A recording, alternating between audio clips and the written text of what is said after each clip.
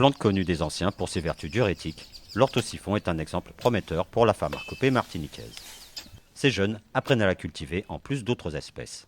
Ils sont en formation agricole au jardin de thé et d'épices à Sainte-Marie et mettent en pratique une nouvelle connaissance pour eux, celle des plantes médicinales. Ce savoir des plantes qui soignent, Viviane en est la spécialiste. Fille d'agriculteur, elle tient à partager cet héritage familial. Comment planter, comment boutirer, comment s'en servir des plantes et surtout les vertus et le nom vernaculaire. Moi, vaut mieux prendre, au lieu de prendre du chimique, il vaut mieux prendre du naturel. Les plantes médicinales, je pense que c'est le mieux. Des méthodes de culture que doivent maîtriser ces jeunes en insertion, et d'abord celle des plantes les plus connues. Un atout pour leur future vie active et une nouvelle motivation quant à la connaissance des espèces. Parce que je veux faire de l'agriculture bio et puis surtout de la vente aussi, m'enrichir. Et je pense que ça me permettra aussi de travailler aussi les plantes médicinales, comme le framboisier déjà, que je ne connaissais pas. Et puis la menthe, comment vous dites madame, la menthe poivrée, pardon, la menthe poivrée. Voilà. Framboisier ou framboisin solstice, connu pour le soin des cheveux, basilic cannelle, utilisé contre la toux, toutes ces plantes médicinales demandent des tests en culture avant une bonne exploitation. Des plantes délicates à cultiver, soumises aux caprices climatiques et aux superstitions locales.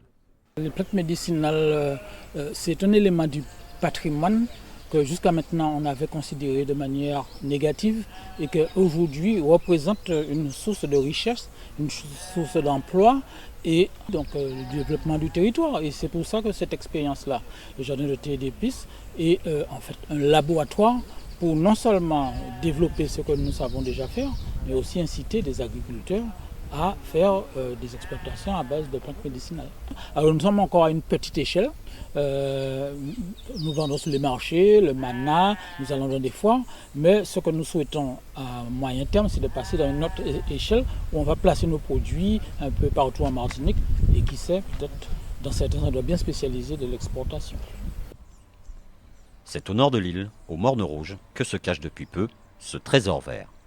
Un site préservé au pied de la montagne Pelée toute proche. Alex est l'un des gardiens de cette réserve. Sa mission, vulgariser, entretenir ses plantes et transmettre le savoir.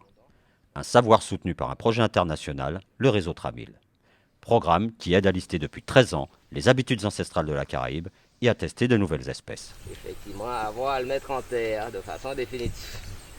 Et puis bon, après, donc elle va grimper avec ses fruits, ses fleurs, au fil du temps. Le jardin, alors on l'appelle plus exactement donc la Plantothèque Tramil francophone.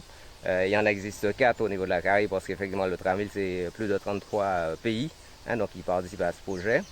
Donc avec déjà un certain nombre de plantes qu'on a mis en place au niveau de du domaine des modes.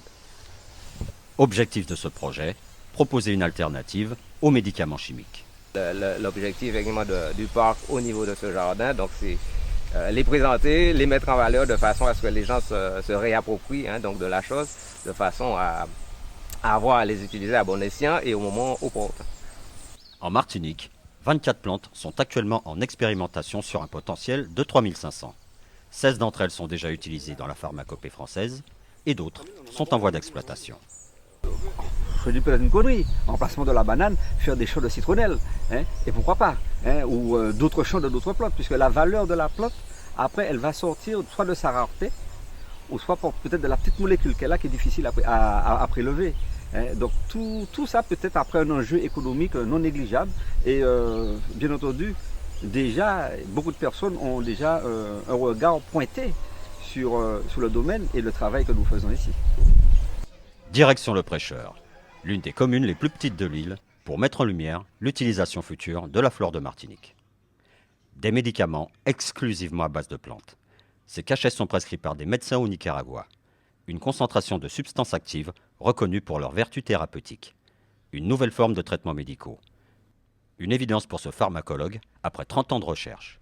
D'ici 2050, les médicaments de synthèse seront trop chers. Les plantes seront la solution d'avenir.